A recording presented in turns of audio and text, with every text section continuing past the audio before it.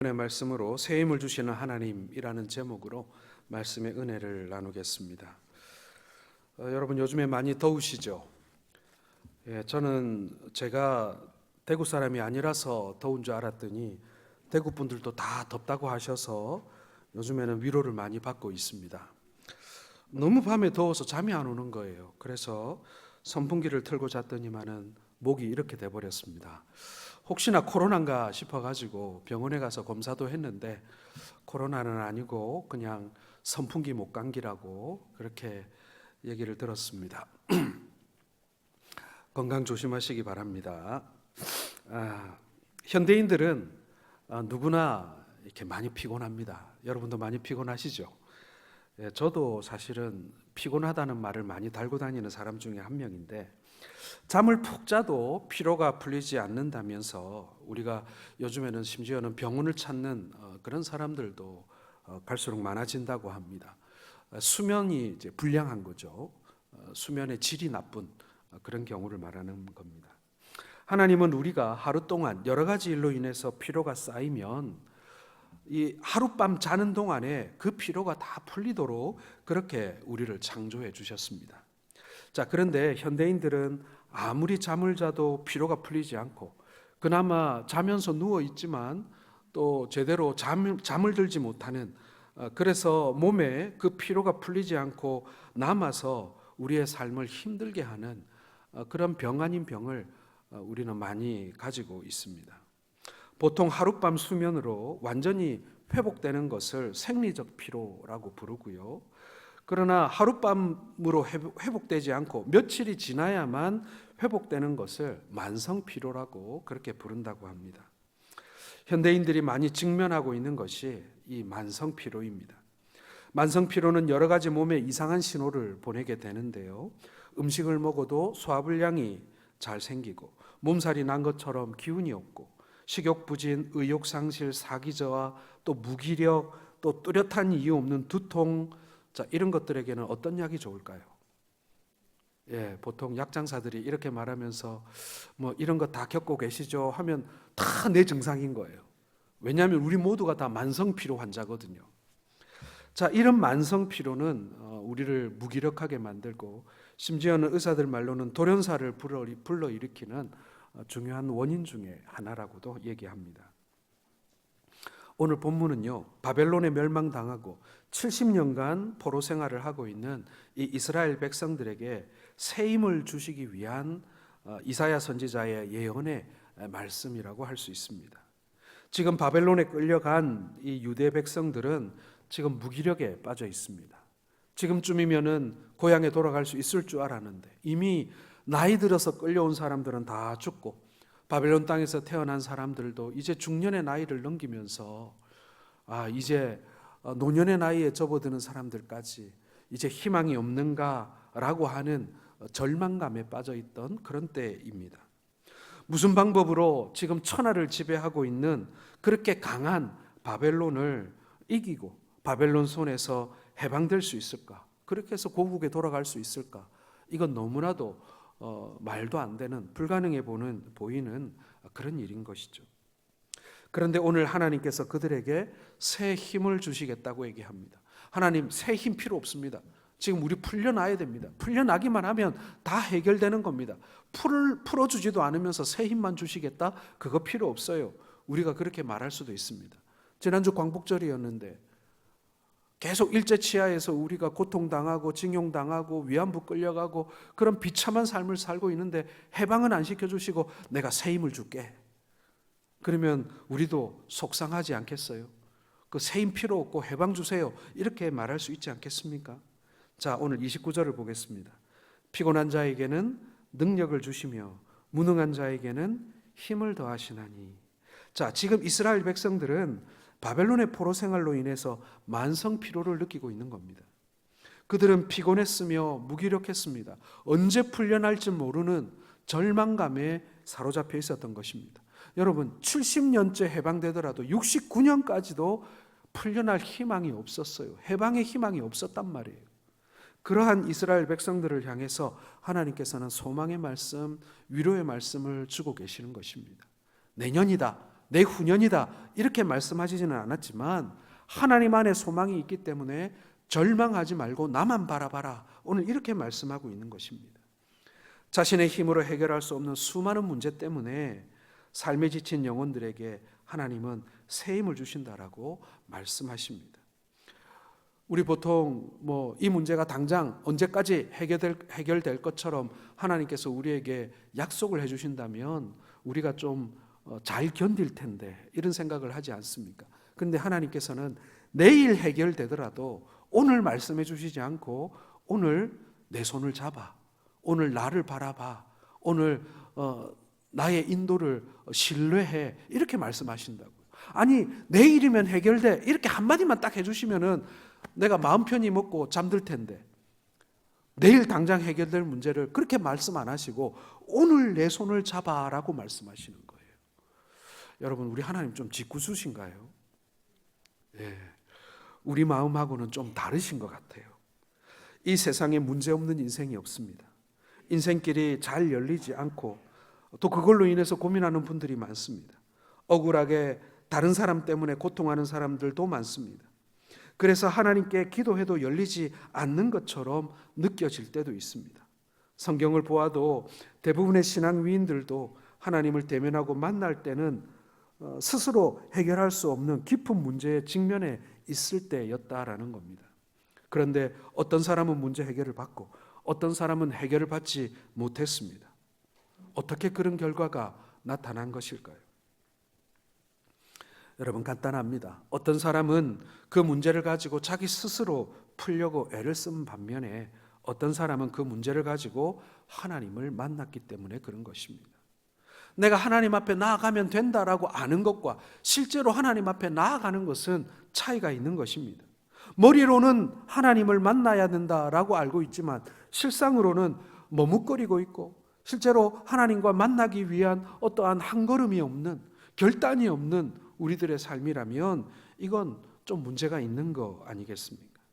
우리가 문제를 가지고 주님께 나가면 주님이 해결해 주신다 그리고 열린다라는 것을 우리가 알고 있습니다. 그렇다면 믿음대로 행하시기 바랍니다. 삶의 여러 가지 문제 때문에 지친 우리가 새 힘을 얻으려면 그럼 어떻게 해야 하는 것일까?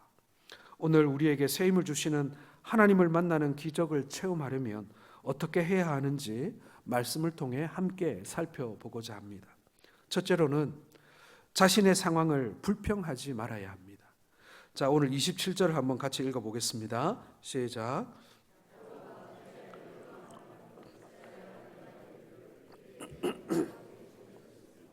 내 송사는 내 하나님에게 벗어난다 하느냐. 자, 이 말씀이 조금 어려워요. 문장이 좀 어렵기 때문에 표준 세번역 성경을 한번 같이 읽어보겠습니다. 시작. 야곱아 내가 어찌하여 불평하며 이스라엘아 내가 어찌하여 불만을 토로하느냐. 어찌하여 주께서 나의 사정을 모르시고 하나님께서는 나의 정당한 권리를 지켜주시지 않는다 하느냐. 자, 하나님은 이사야 선지자를 통해서 불평과 불만이 가득 차 있는 이스라엘 백성들에게 말씀하는 거예요. 불평하지 마라, 불만을 갖지 마라, 이렇게 말씀하는 겁니다. 여러분 제 생각에는요, 이스라엘 백성들이 불평을 할 만했기 때문에 저는 했다고 생각을 합니다. 불만을 가질 만한 상황이었을 겁니다. 불평과 불만이 일어날 만한 상황이 아닌데 그렇게 불평하고 불만을 하면 그 사람 제정신이 아닌 사람이겠죠. 그런데 우리의 모습 속에서 제정신이 아닌 사람처럼 말하고 행동하는 것을 발견할 때가 있다라는 것입니다. 너무나도 풍족하고 많은 것을 소유했음에도 불구하고 그리고 주님 사랑 안에 있음에도 불구하고 우리가 습관적으로 불평하고 불만할 때 그럴 때가 사실 우리 그리스도인들에게도 많이 있다라는 것입니다. 여러분 혹시 그럴 때 있지 않습니까? 알고 보면 별거 아닌데 내가 왜 이렇게 불평하고 있고 내가 왜 이렇게 불만에 차 있을까? 혹시 그런 생각 스스로 해본 적이 있으십니까? 간혹 그럴 때가 있습니다. 한 발 물러서서 생각해 보면 다 감사하고 뭐 별거 아닌 일인데 왜 내가 이렇게 집착하고 왜 내가 별거 아닌 일에 이렇게 신경을 쓰며 불평할까? 우리가 스스로 이 마음이 그런 마음이 들 때가 있어요. 옛날에 늘 불평불만이 많은 제자가 한 명 있었습니다. 그의 스승은 이 제자의 버릇을 고쳐주고 싶었어요. 하루는 스승이 그 제자에게 소금 한 사발과 물 한 컵을 가져오게 시켰습니다. 그리고는 그 물 한 컵, 그 물이 담겨져 있는 컵에다가 소금을 한 움큼 집어 넣어서 그걸 마시게 했습니다. 그리고 맛을 물었어요. 얘야, 그 물 맛이 어떠냐? 이 스승이 몰라서 묻습니까? 짜서 죽겠습니다. 이거 뭐 짜서 마실 수가 없잖아요. 불평하기 시작했습니다. 그리고는 이 스승은 짠 소금물로 인해서 불평하는 제자를 데리고 이제는 호수로 갔습니다. 그리고는 호수에 도착한 스승은 소금 가마니를 2개 가져오게 해가지고 그 호수에다가 그 소금 가마니를 갖다 붓게 만듭니다. 그리고는 제자에게 호수에서 물 한 컵을 떠서 마시게 했습니다. 그리고는 물었어요. 얘야, 이번에는 물맛이 어떠냐? 이 물도 짜니? 그랬더니 제자가 아니요, 선생님, 물맛이 굉장히 좋습니다. 스승이 제자에게 이렇게 말했습니다. 그동안 너는 마음이 컵처럼 좁으니 소금이 한 움큼만 들어가도 짜게 느껴졌던 거다. 만약에 너의 마음이 호수처럼 넓다고 한다면 소금을 몇 가마를 갖다 부어도 짜지 않을 것이다. 너의 마음이 그리고 너의 사랑이 부족하니 이 사람 저 사람 비판하게 되는 거지.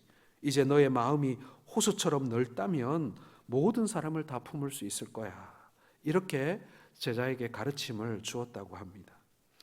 사랑하는 성도 여러분, 저를 비롯해서 이 자리에 앉아 있는 우리 모두가 불평하고 불만하는 것, 그것은요 소금이 많아서가 아니라 우리 잔에 물이 작아서이지 않겠습니까?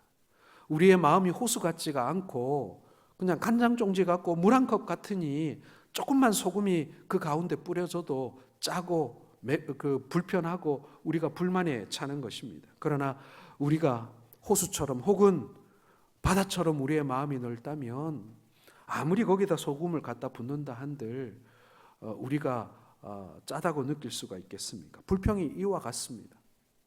아무리 불편하고 어려운 일이 많아도 우리의 마음이 호수와 같이 넓으면 그 불평을 다 품어갈 수 있는 것이고요. 우리가 조그마한 컵 같으면 조금만 불편해도 우리는 불평하게 돼 있는 겁니다. 하나님은 새 힘을 주시는 분인데 불평과 불만을 가지고 있는 사람들은 하나님이 주시는 새 힘을 공급받지 못한다라는 것입니다. 인간은 누구나 출생할 때부터 욕구를 가지고 태어나서 죽을 때까지 그 욕망, 그 욕구를 채우려고 애를 씁니다. 오늘 오전 예배 시간에도 말씀드렸지만 많은 사람들이 육의 양식을 채우기 위해서 평생을 애쓰고 수고하지 않습니까? 그리고 그 욕구가 채워졌을 때 만족하고 행복감을 느낍니다. 인간의 욕구가 얼마나 다양합니까? 아브라함 메슬로우는 기본적으로 의식주와 같은 생리적인 욕구, 인정의 욕구, 애정의 욕구, 명예의 욕구, 자아실현의 욕구가 있다라고 설명했습니다. 그런데 문제는 인간이 타락한 이후에 사탄의 영향력 아래에 있기 때문에 자신이 이미 가지고 있는 것, 이루어 놓은 것, 그리고 자기가 공헌한 것에 만족하거나 감사하지 못하고 늘 불평하고 불만족한다라는 것입니다. 이것이 죄가 우리들에게 지어준 이 올무와 같은 거예요. 이스라엘 백성들 역시도 자신들의 정당한 권리를 지켜주지 않는다라고 불평하고 불만했습니다. 그런데 사실 하나님은 여러분 우리의 사정을 세세히 아는 분이라는 거예요. 전지전능하신 분 아닙니까? 그들은 불평하고 있지만 하나님은 그들의 권리를 지켜주시는 분이십니다. 그리고 이사야 선지자는 그렇기 때문에 불평과 불만을 하지 말 것을 우리에게 명하고 있는 것입니다. 여러분, 우리가 가지고 있는 불평과 불만이 혹시 하나님께서 나의 억울한 사정, 다급한 사정을 모른다라고 생각하거나 혹은 나의 정당한 권리가 무시당한다라고 생각했기 때문에 나온 불만 아닙니까? 그렇다면 우리 주님께서 이미 알고 계시고 또한 우리의 정당한 권리를 우리 주님께서 지켜주신다라는 것을 여러분 믿으시길 바랍니다. 시편 139편 1절에서 4절 말씀을 한번 같이 읽어보겠습니다. 여호와여, 주께서 나를 살펴보셨으므로 나를 아시나이다. 주께서 내가 앉고 일어섬을 아시고 멀리서도 나의 생각을 밝히 아시오며 나의 모든 길과 내가 눕는 것을 살펴보셨으므로 나의 모든 행위를 익히 아시오니 여호와여 내 혀의 말을 알지 못하시는 것이 하나도 없으시니이다. 예, 여러분 나의 상황 이것을 늘 불평하면 새 힘을 얻을 수 없습니다. 반면 힘들고 어려워도 하나님이 나의 모든 사정을 다 알고 계신다라고 믿고 그분을 신뢰하고 감사하면 하나님께서 새 힘을 주신다는 것, 여러분 이것을 믿으시기를 주의 이름으로 축원합니다. 두 번째로 여러분, 우리가 새 힘을 얻기 위해서는요, 하나님을 알아야 합니다. 28절 같이 읽겠습니다. 너는 알지 못하였느냐 듣지 못하였느냐 영원하신 하나님 여호와 땅끝까지 창조하신 이는 피곤하지 않으시며 곤비하지 않으시며 명철이 한이 없으시며. 자, 세상에서 가장 뛰어난 지식이 여호와를 아는 지식이다라는 겁니다. 성경이 계속해서 시대를 초월하시는 말씀이 바로 이거예요. 이것을 깨달은 호세아 선지자는 뭐라고 했냐면요, 6장 3절에 자, 같이 읽겠습니다. 그러므로 우리가 여호와를 알자, 힘써 여호와를 알자. 그의 나타나심은 새벽빛같이 어김없나니 비와 같이 땅을 적시는 늦은 비와 같이 우리에게 임하시리라 하니라. 자, 사도 요한도 요한복음 17장 3절에 영생은 곧 유일하신 참 하나님과 그의 보내신 자 예수 그리스도를 아는 것이니이다 라고 그렇게 설명을 했습니다. 결국 하나님을 아는 것이 새 힘을 얻는 비결이라는 거예요. 평안을 얻는 비결이고 구원을 얻는 비결이라는 얘기입니다.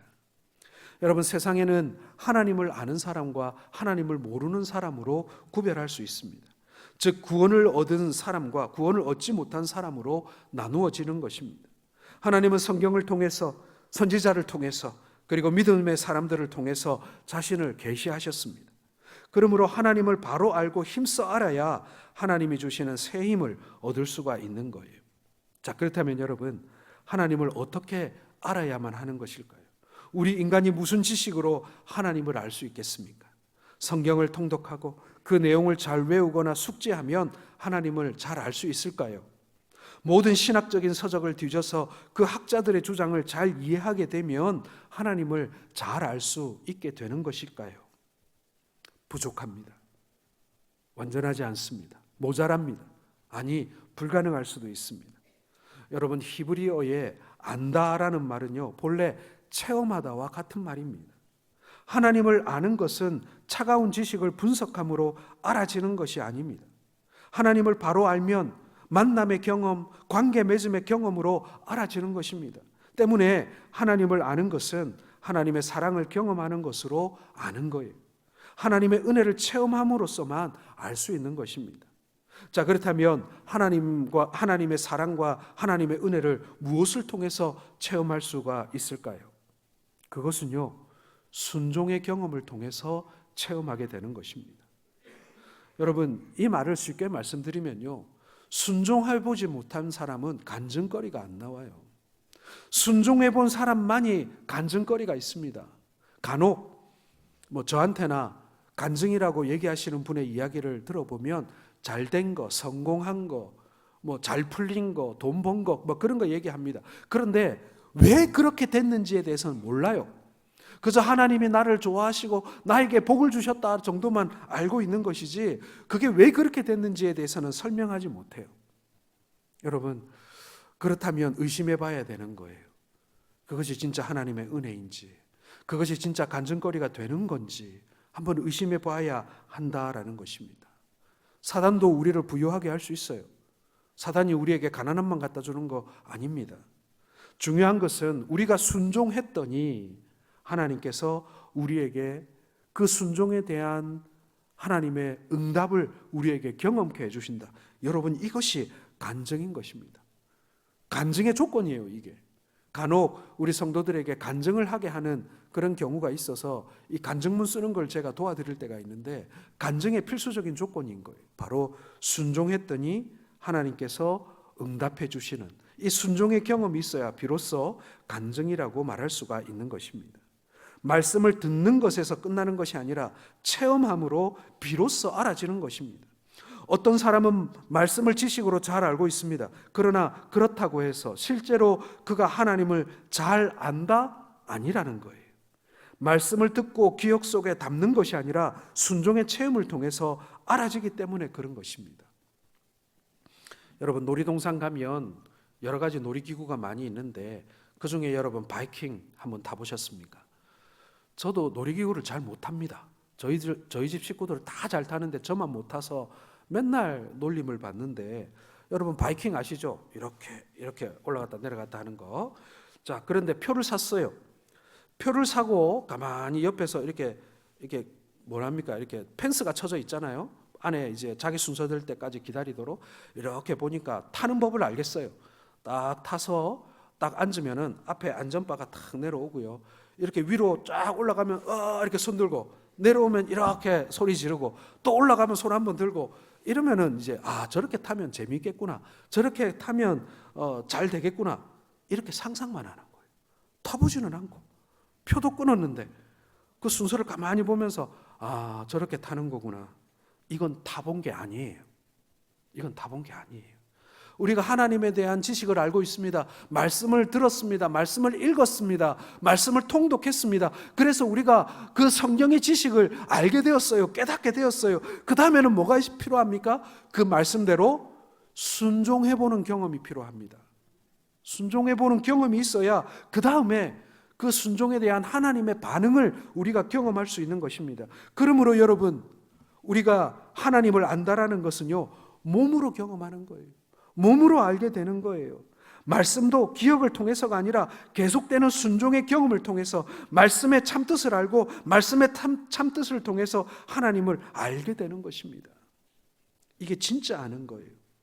말씀을 머리로 기억하는 것은 아는 것이 아닙니다. 순종은 체험을 만들고 체험은 참으로 알게 만듭니다. 하나님은 말씀을 암송하거나 기억하기를 원하시는 것이 아니라 순종을 통해서 하나님의 말씀의 능력을 체험하기를 원하시는 줄 믿습니다. 하나님의 말씀의 능력을 체험하는 순간 우리는 그때 하나님께서 공급해 주시는 새 힘을 우리가 경험하게 되는 것이죠. 사랑하는 성도 여러분, 하나님을 순종의 경험을 통하여 아시는 여러분들 되시길 바랍니다. 몸으로 경험해 보세요. 배를 띄워보지 않으면 파도가 얼마나 높은지 몰라요. 배를 띄워보지 않으면요, 결코 저 바다 너머의 세상에 우리가 갈 수 없습니다. 아무리 지도로 보니까 여기서 강을 건너가면 저런 땅이 있네, 우리가 알 수는 있지만 막상 건너서 밟아보기 전에는 우리는 모르는 거예요. 하나님을 몸으로 경험하시는 우리 성도들 되시기를 주의 이름으로 축원합니다. 마지막 세 번째로 우리는 하나님을 앙망해야 합니다. 자, 31절 같이 읽겠습니다. 시작.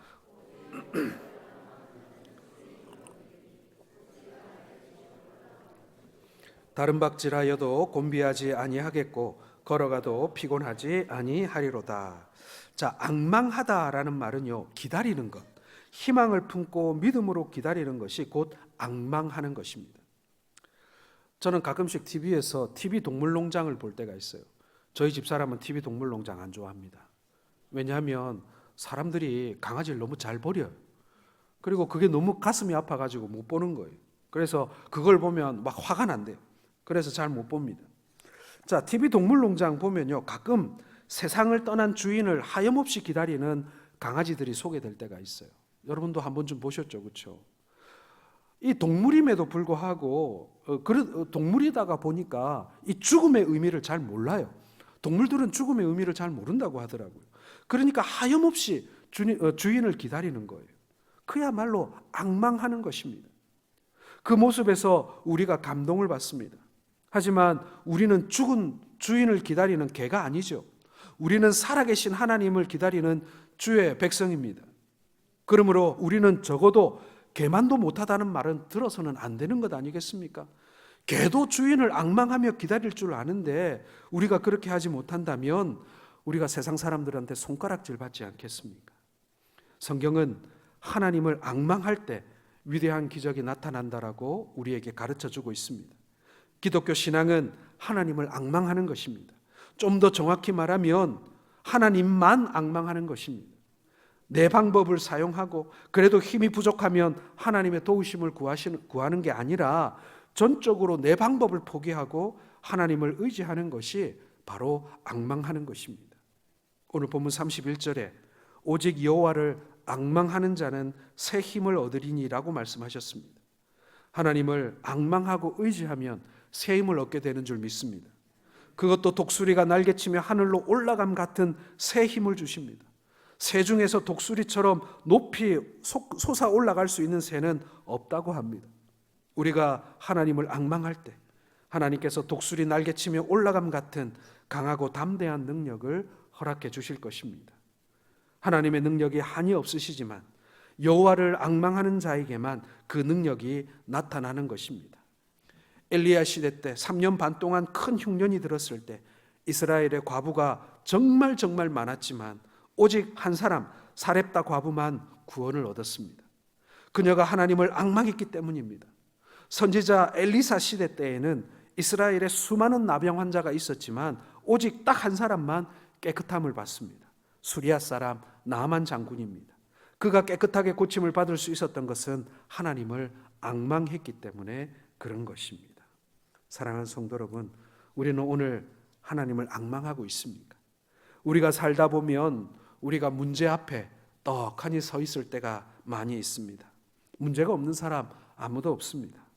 그 문제라는 것이 어떨 때는 홍해바다 같은 문제가 내 앞에 가로막혀 있을 때도 있고요.